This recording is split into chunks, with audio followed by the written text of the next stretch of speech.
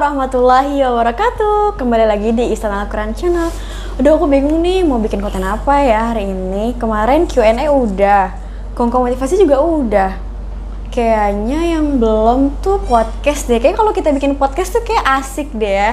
Oke, daripada kalian bingung sebenarnya aku bikin konten apa sih hari ini.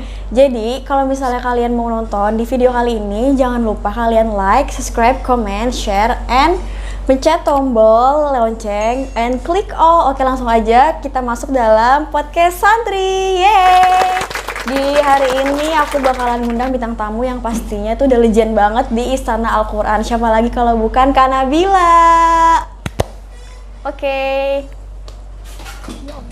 Silakan duduk Kak Nabila. Assalamualaikum Kak Nabila. Waalaikumsalam warahmatullahi wabarakatuh. Oke, Kak Nabila seger banget ya hari ini. Masya Allah. Oke. Kalau boleh tahu nih sebenarnya Kak Nabila nama panjangnya siapa sih? Perkenalan dulu ya. Oke, perkenalan boleh. Nama aku Sabrina Salsa Nabila, biasa dipanggil Nabila atau Kabia. Oke. Umurnya Kak Nabila? Umur aku Kayaknya berapa sama coba? nih kita nih. Kamu berapa? 17. Aku 20. Oh, 20. Beda 3 tahun nih ternyata. Oke. Jadi, sebenarnya Kak Bia ini diundang buat ngisi podcast santri. Aku pengen nanya nih sama Kak Bia nih, boleh tahu kan? Aku boleh ngulik ceritanya Boleh seorang banget. Kak Sabrina Salsa Nabila ini. Tolong ceritain dong Kak, biografinya Kak Nabila itu. Dari mulai nama panjangnya tadi udah, terus nomornya juga udah, terus tempat lahirnya. Ya pokoknya biografi deh. Oke, bismillahirrahmanirrahim. Jadi perkenalan udah nama. Terus aku lahir di Jakarta tanggal 11 November tahun 2000. 11 November tuh ya pemirsa, ingetin 11 November Kak Nabila ulang tahun. Dikit lagi ya? Iya. Dikit lagi, 2 bulan lagi. Oke, terus aku di Istana Al-Quran itu masuk tahun 2010. 2010. Berarti pertama kali dibangun ya Kak? Iya, betul. Oke, keren banget nih kan. Santri tuh udah pada tahu Kak Bia tuh orangnya tuh Masya Allah banget. Maksudnya santri legend lah gitu di sini. Siapa sih yang nggak kenal Kak Bia? Bener nggak Kak? Enggak dong. Oh enggak dong. Oke. Kalau misalnya aku boleh tahu, pemirsa juga pasti bakalan kepo nih. Kenapa Kak Bia bisa disebut santri legend? Coba Kakak bisa tolong ceritain awal mulanya masuk pesantren Istana Al-Quran itu kayak gimana? Abeh itu awal bukanya ya, buka pesantren itu tahun 2009. 2009. Tapi itu berawal dari santri laki dulu, santri laki-laki, belum buka cewek. Kemudian di tahun 2010 itu baru Abe buka untuk santriwati. Nah di 2010 itu alhamdulillah aku masuk di bulan Juli. Kalau nggak salah tanggal 10. Masih inget ya beberapa Ingat tahun yang banget. lalu itu 10 Iya. Juli. Berarti kakak tuh udah termasuk santri senior ya? Iya, termasuk santri pertama, angkatan pertama. Santri Alhamdulillah. pertama? Oh berarti Angkatan seangkatan pertama. sama Kak Ufa ya? Iya. Kak Ufa. Biasanya Abe julukin santri angkatan pertama ini as-sabiqun al-awwalun. Masya Itu Allah. orang-orang yang awal, orang-orang pertama gitu. Mantap. Jadi Kak Bia ini emang benar-benar santri legend pemirsa Istana Al-Quran. Dari pertama kali dibangun sampai sekarang udah berapa tahun Kak Bia di Istana Al-Quran? Maksudnya masih tetap jadi santri, maksudnya masih tetap ikut-ikut. Iya, tetap keluarga tetap lah ya. keluarga. Dari tahun 2010 ke 2021. Berarti 11 tahun lah ya. Iya 11 tahun. Iya betul 11 tahun. Iya.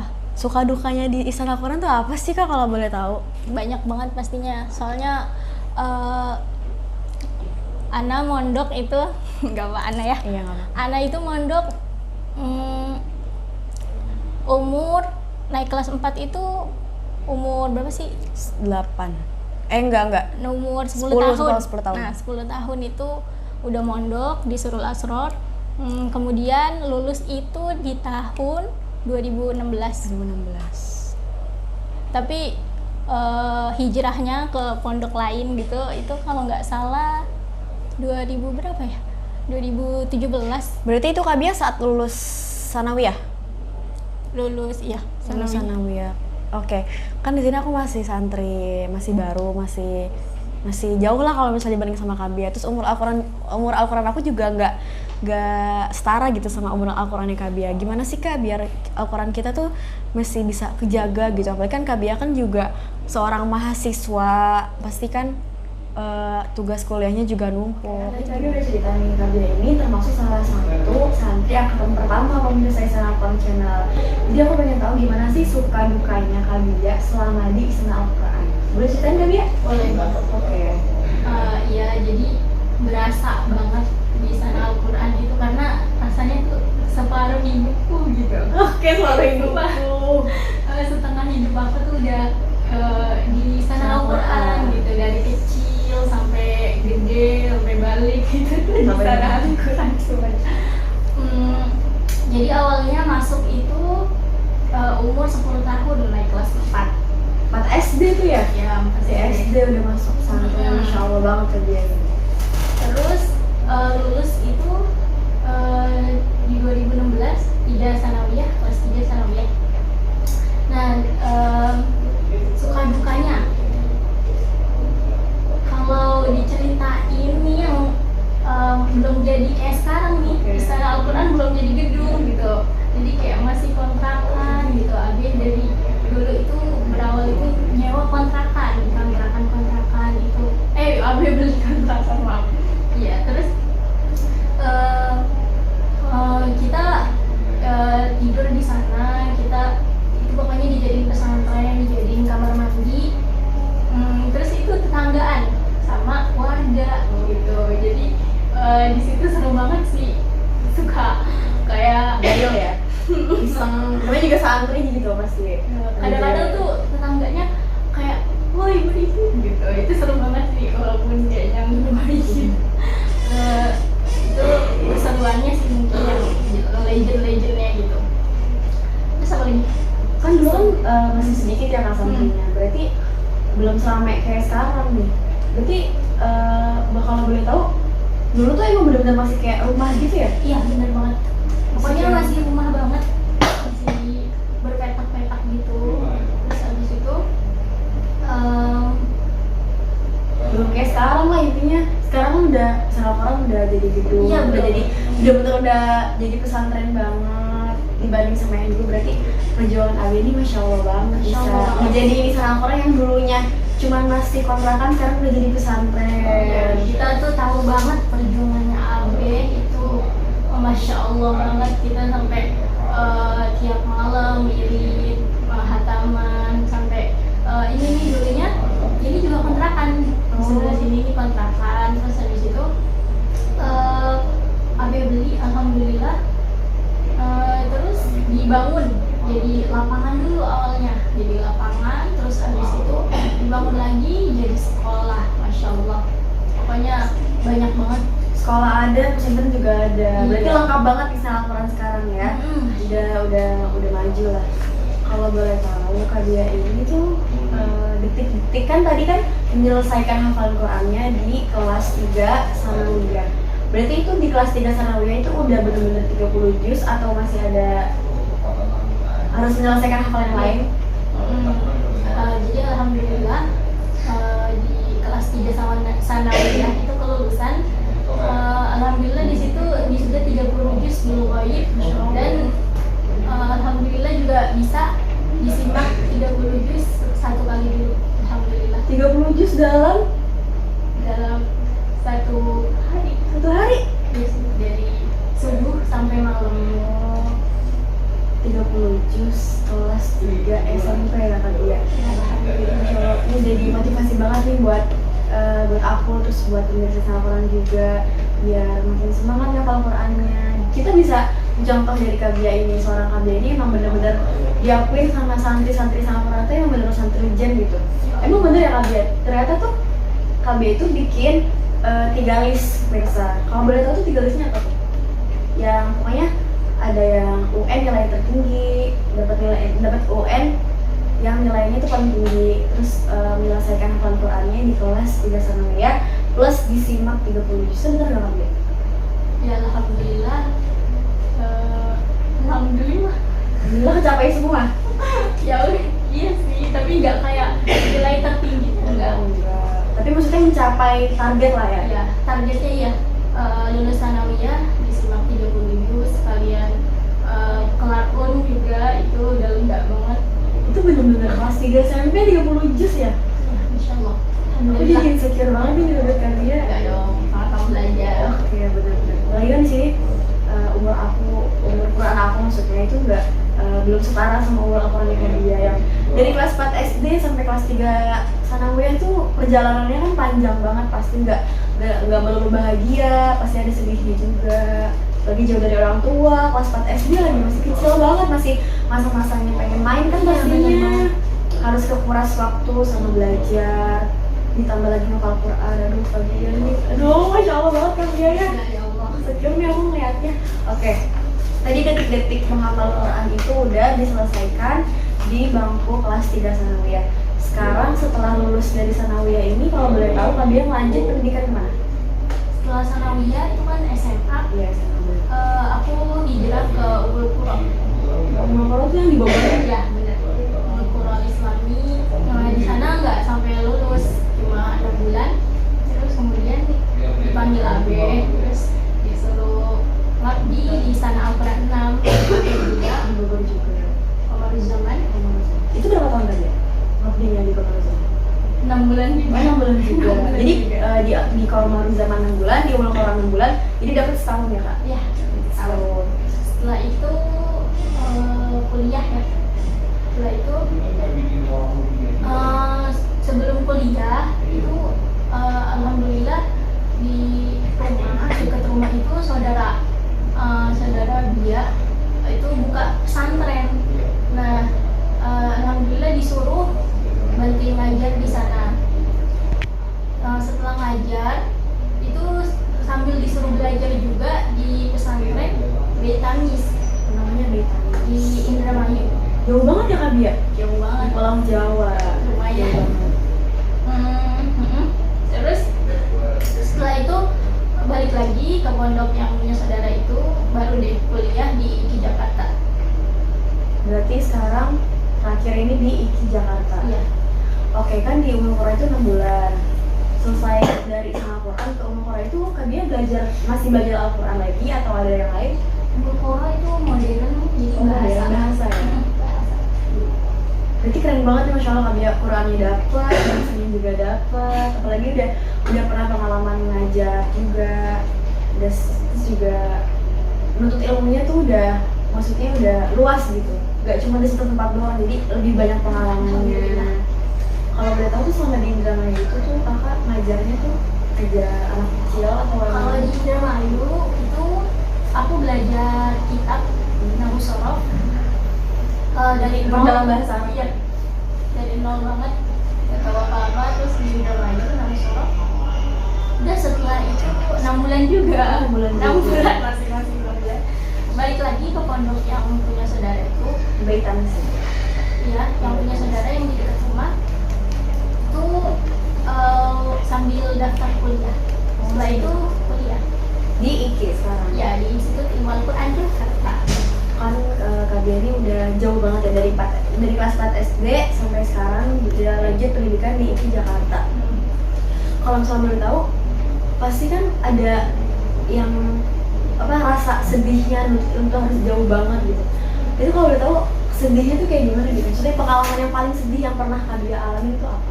Kalau paling sedih itu tuh rasanya dulu pas kelas 4.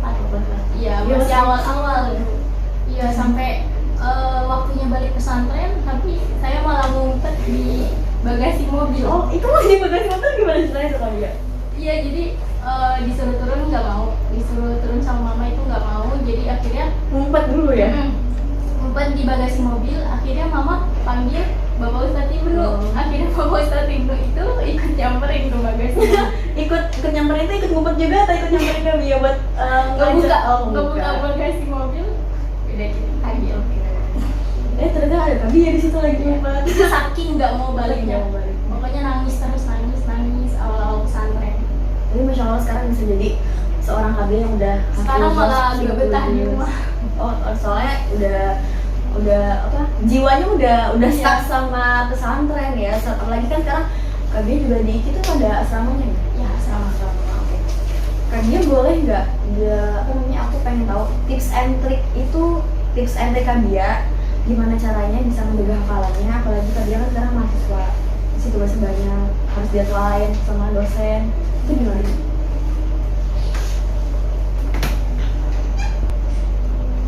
Gimana tuh Kak dia? Oke, tips and triknya. Alhamdulillah setelah hatam Quran itu Bapak Ustadz Ibnu Abe itu titipin wirid sama santri-santrinya. Wirid pokoknya ada doa-doa gitu, amalan buat kita tawasulin ya ke guru-gurunya, para guru sampai Rasulullah SAW. Jadi itu tawasul wirid sehari itu alhamdulillah 5 juz. Sehari 5 juz? Iya. Itu wiridnya. Yang pertama wirid ya. Terus yang kedua itu kita harus merefresh terus niatnya. Jangan salah niat ya Kak dia.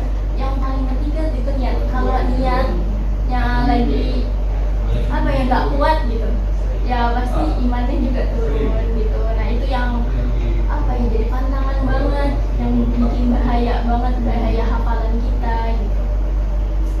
Pokoknya di refresh terus. Caranya gimana gitu kan? Caranya itu kita harus sering-sering ketemu sama guru-guru kita. Silaturahmi. Kita sowan sama guru-guru, kita minta keberkahan, kita minta doanya, kita minta nasihat dari beliau gitu. Jadi sebagaimana pesannya Habib Umar bin Hafid radhiyallahu taala, beliau itu bilang istiqomah itu tidak akan sempurna kecuali kita terhubung dengan para ahli istiqomah. Nah kita tuh jadi diusahain itu terus, usahain terus nyambungin tali silaturahim. Jadi kalau mau istiqomah itu harus silaturahmi sama ahli istiqomah.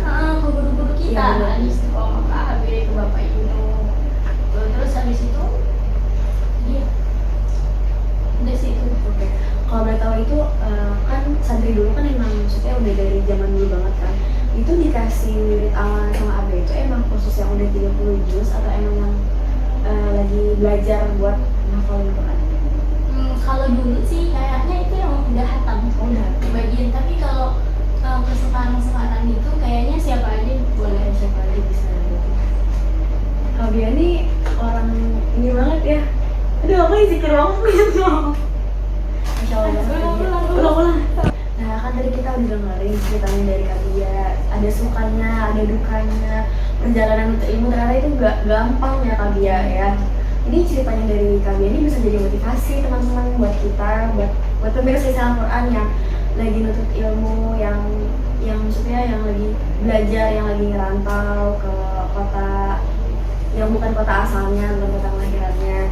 Harus banyak-banyak sabar, terus jangan lupa minta doanya sama guru-guru, minta keberkahannya, minta orang tua jangan lupa. Oke. Kak Bia, makasih banyak ya Kak Bia udah datang di podcast Santri kali ini. Semoga kita bisa ketemu lagi Kak Bia di video selanjutnya. Ntar kita bikin video lagi bareng Kak Bia kalau misalnya ada waktu. Kak Bia ada yang mau diomongin biar pemirsa Al-Quran makin nggak bosan nonton video-video. Oke, pemirsa Istana Al-Quran dimanapun berada, semoga sehat selalu dalam keberkahan, dalam keistiqomahan, ketaatan kepada Allah Subhanahu wa Ta'ala. Dan untuk khususnya para santri di luar sana yang lagi belajar, itu emang lelah, belajar itu emang lelah, tapi nanti suatu saat kita akan menjadi orang yang mulia. Di dalam kelelahan itu pasti insya Allah kita mendapat kemuliaan dari Allah Subhanahu wa Ta'ala.